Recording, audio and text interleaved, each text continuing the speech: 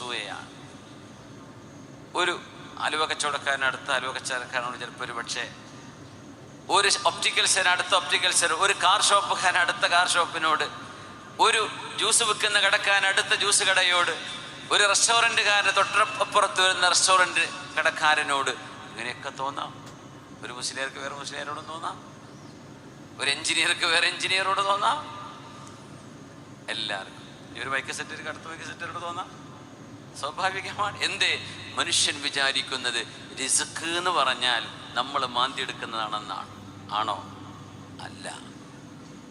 നിങ്ങളുടെ റിസ്ക്കിൽ നിന്ന് ഒരക്ഷരം, ഒരു ഫിൽസ് പോലും കുറയാതെ നിങ്ങളുടെ തൊട്ടടുത്ത ഷോപ്പുകാരന് കൊടുക്കാൻ അള്ളാഹുവിന് കഴിയും.